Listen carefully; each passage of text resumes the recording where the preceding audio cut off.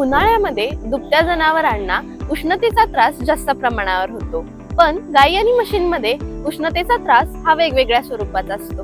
म्हशींमध्ये हा त्रास जास्त प्रमाणात होतो, कारण त्यांच्या काळ्या कातडीमुळे सूर्यप्रकाश जास्त प्रमाणावर शोषला जातो आणि त्यांच्या शरीरावर घामग्रंथीही कमी असतात. त्यामुळे त्यांचे शरीर तापते आणि माझावर येण्याचे प्रमाणही कमी होते. अशा वेळी व्यवस्थापन करणे अत्यंत गरजेचे असते.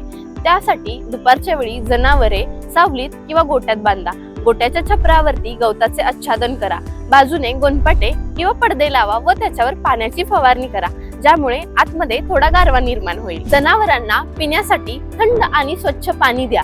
शक्य असल्यास त्यामध्ये मीठ आणि गूळ टाका, ज्यामुळे जनावरे ताजीतवाणी राहतील. संकरित गायींना उन्हाळा सहन होत नाही, त्यामुळे त्यांना सकाळी किंवा संध्याकाळी चरायला घेऊन जाणे योग्य राहते व दुपारच्या वेळी त्यांना सावलीत किंवा गोट्यात ठेवावे. आता आपण उन्हाळ्यातील गोट्याचे व्यवस्थापन याबद्दल चर्चा केली.